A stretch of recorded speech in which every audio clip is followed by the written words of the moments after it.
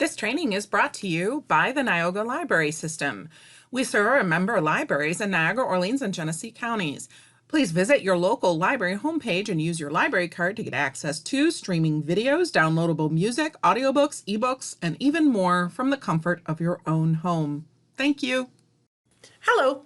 So continuing our talks about communication, the internet, people, there's issues, there's all kinds of stuff, of course, and a lot of different suggested solutions. Now, one thing I know and I notice about myself is if I put my hands down and I try and control my hands, I don't speak very well.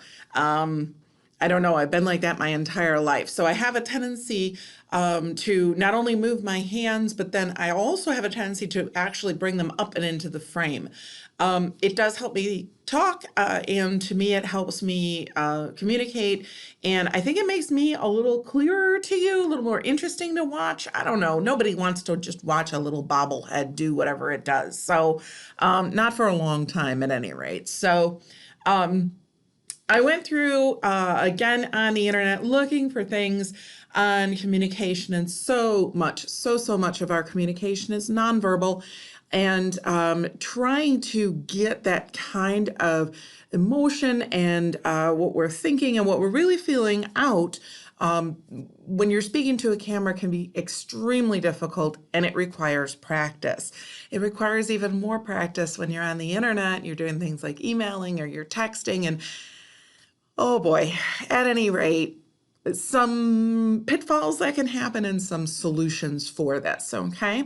And in the next video, I would like to talk about things like centering yourself, so kind of calming yourself before and even during your speech, so, or while you're talking or while you're listening to other people, right? So again, my references are right here. I'll put them in the description of the video, and let's jump into it. So I was poking around on the internet, and Mike Hutt back in 2017 was writing on the advantages and disadvantages of internet communication. And he lists a bunch of stuff. And as far as the advantages, of course, speed and time through internet communication, you can save time and money. It's so much cheaper and quicker to transfer information around on the internet. It's just faster and more efficient, generally speaking. There is a lot of job creation of brand new fields that just didn't exist years ago. System analysts, computer programmers, web designers. Also, there's a lot of room for people like data analysts and other jobs where you're getting this flood of information, but what does it really mean? So that's important as well. Globalization is number 3. The internet has indeed brought people closer and also helped in economic growth. It has brought down geographical and language barriers. We see this in the library all the time with things like ancestry and people looking up their family members. I've talked with people who have actually become Facebook friends with their family in other countries as they were doing their genealogical research. They've discovered current family members. So, and they're able to speak to one another and whatnot, and translate back and forth, which is fantastic. It's cost effective. It's very cheap to send an email rather than trying to make a phone call or send a letter or fax or anything else. So certainly businesses that has helped to cut some costs in some ways. Number 5 here, he talks about the improved education sector. Now, I put in a bunch of question marks. Again, as information spreads so rapidly, that has brought up its own issues. It's beyond the scope of the video. If you're interested in the rapid spread of information and just what's happening in general with that, please let me know. I do look at and respond to your emails, so let me know if I can be of any help on that. But he talks about the improved education sector and that the internet has made it possible for numerous computer programs to be shared with different generations in different parts of the world. Important information, health information, business information, environmental facts. People have been doing virtual tours on using Google Maps. They've done things with museums. It's just Huge amounts of information are out here now and available. There are more business opportunities. Information communication technology has made it easier for businesses to be automated, allowing customers to contact them 24/7. That, of course, has its own issues and problems, but it allows customers and customer service to connect anywhere from around the world 24/7 in a manner that is comfortable for people. Not everybody is good talking to a camera or public speaking or doing other things like that. So being able to initiate a chat or do things on social media, other people may be more comfortable with that. It does help to eliminate cultural gap. Again, this is from his article here, Michael Hutt. The internet has helped to bridge the gap. People from different nations can easily communicate with one another, allowing for the exchange of ideas and views and things of that nature. Again, anything more than this is beyond the scope of the video. So on the other side, as far as the disadvantages of internet communication or indirect communication, maybe not face-to-face, unemployment. Even though the internet has improved many sectors, of course, it has resulted in job unemployment through outsourcing, downsizing, redundancies, and things of that nature. Privacy, there's always privacy issues. Always. And from email hacking, phone signal interceptions, Zoom bombing, catfishing, the list goes on and on and on. Lack of job security. Since technology keeps changing, job security has become a problem. It means that IT experts need to be continuously learning to keep up with the changes if you want to retain your job, and constantly keeping up with the changes in almost any industry in any sector.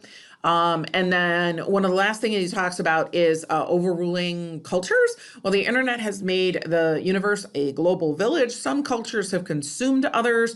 For instance, teenagers in Western countries have influenced most teenagers in other parts of the world in how they dress, act, behave. This has happened through Hollywood, through movies, and through all of that stuff as well.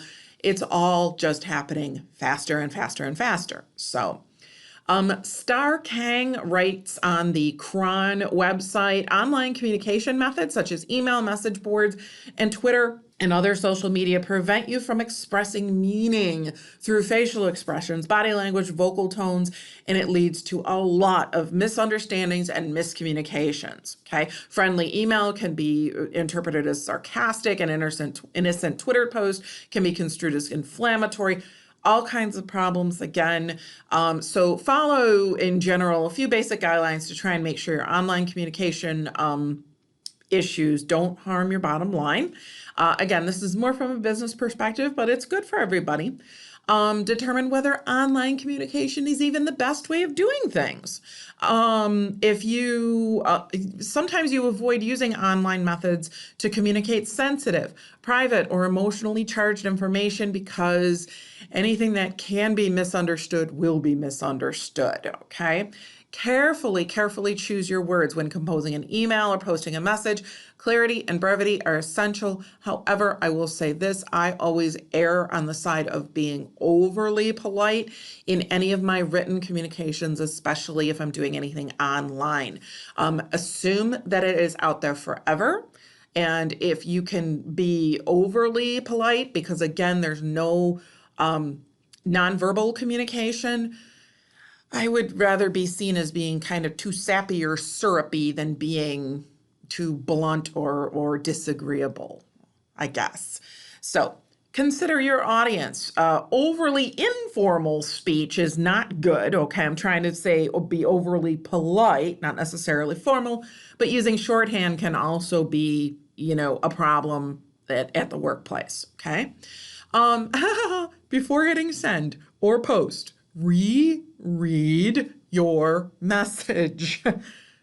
Breathe when you're reading. Close your eyes. Take a short walk. Come back. Reread your message. Check for grammatical mistakes. Proper tone, accuracy. Try reading your message as if you're the recipient. Think about how you would interpret it, and make any revisions that you deem appropriate. Okay. I think Mark Twain was quoted as, "I'm sorry, this letter is so long, I didn't have the time to write you a short one." In that having brief and clear posts and messages take a while to do. So Avoid sending any personal information about yourself, coworkers, employees, friends. Just don't do it at all. At all. Don't. And ask for clarification. If you receive a confusing, contradictory, or upsetting message, ask questions before responding. And it's very possible that the sender wasn't trying to be inflammatory, or was, didn't eat, or was having a bad day, or something like that. Or you didn't eat, or you're having a bad day. It happens to all the best of us, okay? So, speaking of all the best, I wish you all the best, and I hope to see you in the next video. Thanks. Bye now.